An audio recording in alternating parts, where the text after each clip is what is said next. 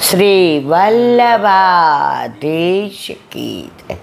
गिरिराज धरण श्याम सुंदर श्री महाराणी की जय। श्री गुसाई जी परम दयाल की जय।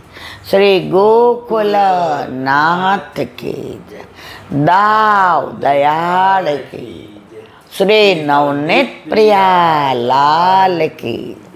अपने माफी विराता सेव्य स्वरूप की बधाई वैष्णव ने चाचा करे। जय श्री कृष्ण। बालकृष्ण लाल जी ना प्रागट्य उत्सव ने खूब खूब बधाई, खूब खूब बधाई, खूब खूब बधाई। गई काले आपणे वल्लभना प्रथमलालजी गोपीनाथजीना प्रागट्य उत्सवनी લીલાનો આનંદ માણ્યો। આજે ગુસાઈજીના તૃતીયલાલજી બાલકૃષ્ણલાલજી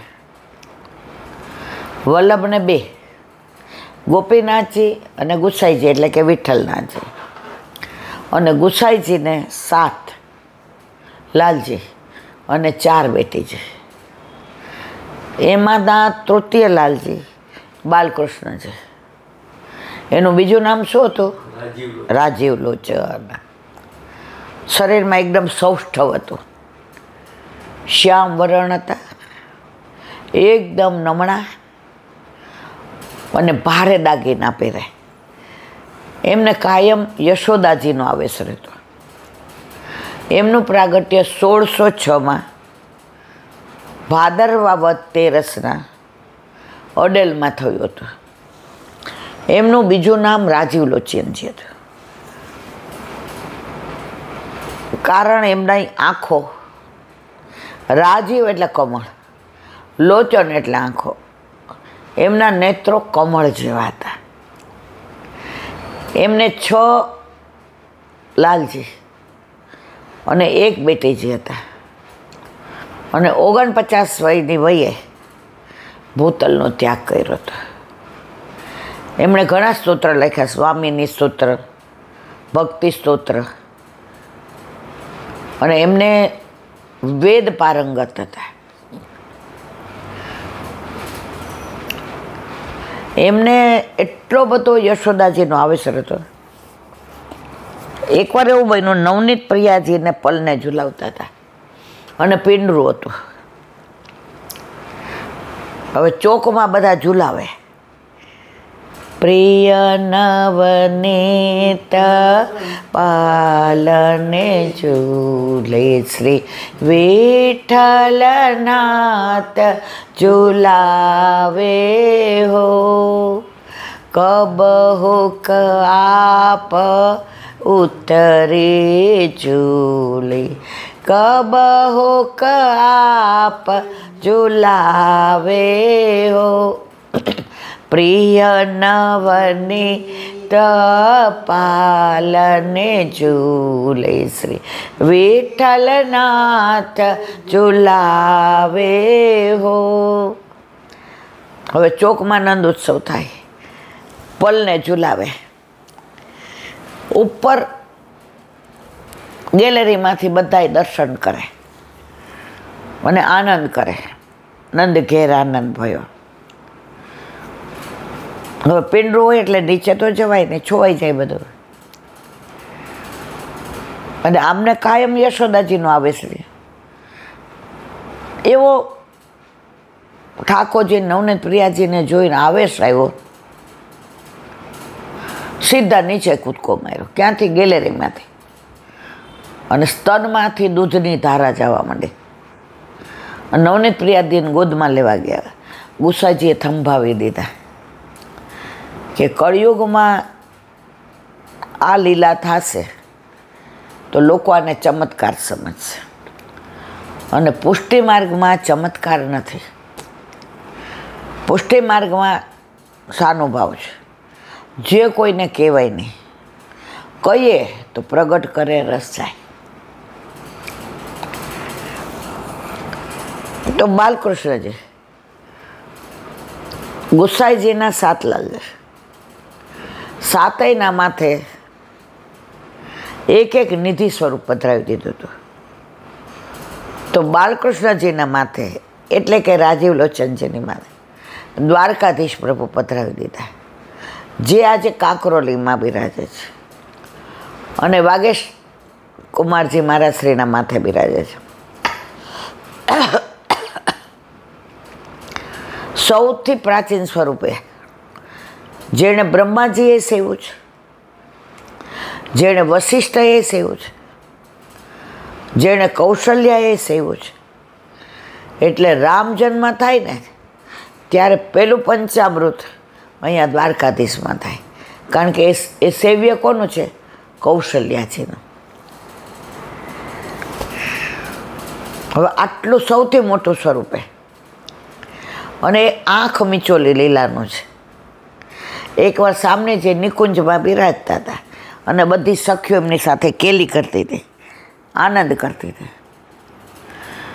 હવે અહીંયા સામને જે બિરાજતા હોય, સામે બધી સખીઓ હોય, તો પાછળથી કોઈ આવે તો દેખાય નહીં. તો એ દ્વારમાંથી એને પ્રભુ પધાર્યા. એટલે પ્રભુએ બધાને કીધું, ચૂપ, કોઈ બોલશો નહીં. આવીને પ્રભુએ આંખો દાબી, આંખ મીચોલી. સામનેજી આમ હાથને સ્પર્શ કરવા માંડ્યા. તો ઠાકોરજીએ બીજા 2 હાથ પ્રગટ કર્યા અને ચત્રભૂત થયા. તો દ્વારમાંથી આવ્યા એટલે પાણીમાંથી આવ્યા, અને આંખ મીચોલીનું સ્વરૂપ. એટલે દ્વારમાંથી આવ્યા એટલે દ્વાર. અહીં યમુનાજીની નિકુંજ હતી, એટલે એટલે પાણી, જળ, એટલે દ્વારકાધીશ કહેવાયા. હવે આ મોટું સ્વરૂપ પધરાવી દીધું. તો બાલકૃષ્ણજી ગુસાઈજી પાસે પધાર્યા. કાકાજી, મારે એક વિનંતી કરે. હા બોલો ને લાલન. કાવ બાત હે રાજીવ. કાકાજી, આટલા મોરા દ્વારકાધીશ અને સામનેજી નહીં, મારે તો સામનેજી સહિત સેવા કરવી છે. ગુસાઈજી મંદ મંદ મુસ્કાયા. અંદરથી 2 કંકણ લઈ આવ્યા. એ બાલકૃષ્ણજીને આપ્યા. આ કંકણ વ્રજમાં જે સ્વરૂપને થઈ જાય એ દ્વારકાધીશના સ્વામી છે. બાલકૃષ્ણજીએ લીધા 2 કંકણ, વ્રજમાં પધાર્યા. કુંજમાં, નિકુંજમાં, વનમાં, ઉપવનમાં, ગિરિરાજની કંદરામાં, વૃક્ષોમાં, વેલીમાં, સરોવરમાં, મંદિરમાં, બેઠકોમાં, બધે ખૂબ જ પ્રયત્ન કર્યો, પણ આ 2 કંકણ આવે એવું કોઈ સ્વરૂપ એમને પ્રાપ્ત ના થયું. હવે એમને થયું કે હવે મારે જવું જ નથી. મને કેમ મારા દ્વારકાધીશના સામે જે મળતા નથી. દરેક વખતે માણસ મૂંઝાય ને, પછી ગોપી હોય કે બાલકૃષ્ણજી હોય, છેલ્લે આવે ક્યાં ખબર છે? યમુનાજી પાસે. આપણે ગુજરી બજાર હતી રાજકોટમાં, તો અહીં અમદાવાદ આવ્યા ત્યાં તો પૈસા નહોતા. પેલા આવા મિક્સર તો હતા નહીં, હશે તો આપણી પાસે પૈસા નહોતા. એટલે રાજકોટ ગયા તો મેં તો નાના ખાયણી 10 લઈ લો, આ બધું ખાંડવા કામ આવે. કારણ કે પહેલાં તો કાંઈ આવું બધું તૈયાર મળતું નહીં. તો એક બેન આવ્યા ને બધું ભેગું કરીને લાવ્યા હતા. એ કે આ બધું દઈ દેવું છે ને એના બદલે મારે ઓલા ચાળવાના ચાયણા લેવા છે. તો ઓલા ભાઈએ જોયું. એ કે બેન આમાં તો આ ભાંગી ગયું છે ને આ તૂટી ગયું છે ને. ઓલા બેને સરસ કીધું. એ કે ભાઈ ભાંગો તો વાસણ ગુજરીમાં જ આવે ને, સારું હોય તો આવીએ. એમ આપણે જીવનથી થાકીએ, વ્યથા થાય, બધા રસ્તા બંધ થઈ ગયા હોય એવું લાગે. આપણે એમ થાય જિંદગીથી હારી ગયા. ત્યારે આપણે ક્યાં જાય? યમુનાજી પાસે. લઘુ રાસમાં ઠાકોરજીએ ગોપીઓ સાથે રાસ કર્યો અને ગોપીઓને સૌભાગ્ય મદાયો. ઠાકોરજીથી બધું સહન થાય પણ અભિમાન ન થાય. ઠાકોરજી અંતર ધ્યાન થયા.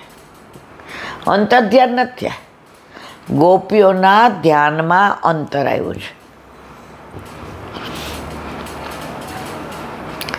ગોપીઓએ બહુ પૂછ્યું, આસોપાલવને, કૂદને, કેતકીને, વૃક્ષને, વેલીઓને, ગિરાજીને, તુલસીજીને, કાંઈ બાકી ન રાખ્યું.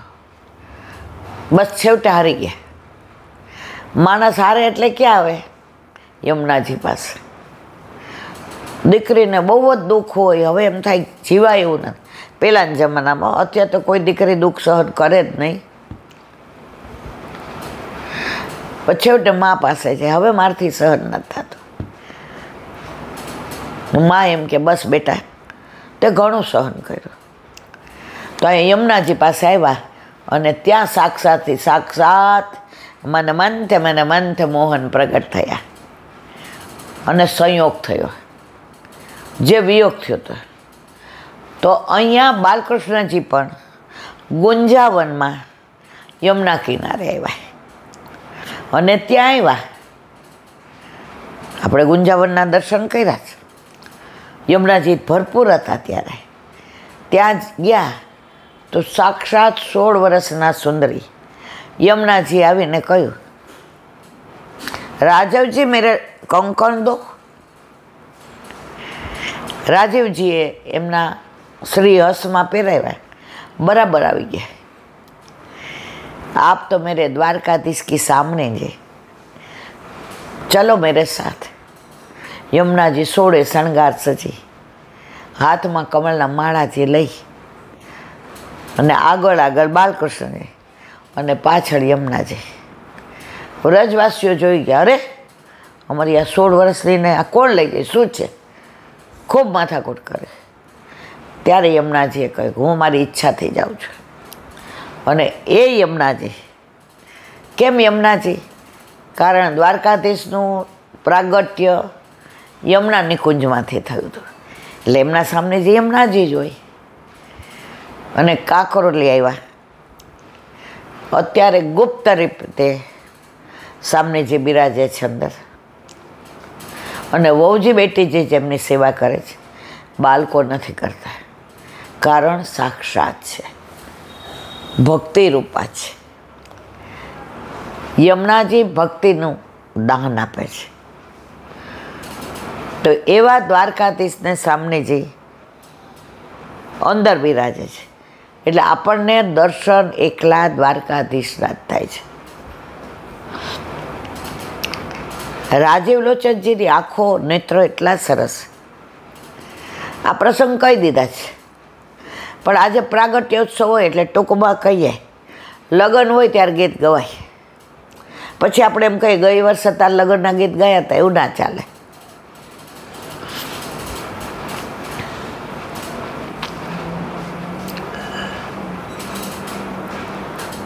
ગુસાઈજી શ્રીજી બાવાના શ્રૃંગાર કરતા હતા.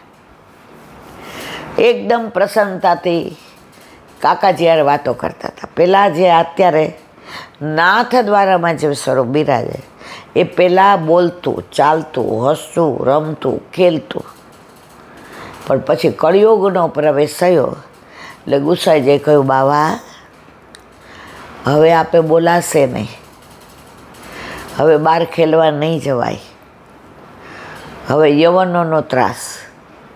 અને એકવાર લોકો ચમત્કાર સમજશે ને તો પુષ્ટિ માર્ગવાળા તો એક બાજુ રહેશે, અન્ય માર્ગીઓ ચમત્કાર જોવા દોડાવશે. એટલે હવે આપે આ લીલાના સંકેલી લેવી પડશે. તો ત્યારથી આ નાથવારામાં બિરાજતા શ્રીજી બાવા અચલ થઈ ગયા છે. અત્યારે ચલિત જ છે, પણ એના દર્શન જેને એને કરાવવા હોય એને થાય. મને ને તમને ના થાય. તો શ્રૃંગાર કરતા હતા. ગુસાઈજીનો શ્રેયસ પકડી લીધો. કાકાજી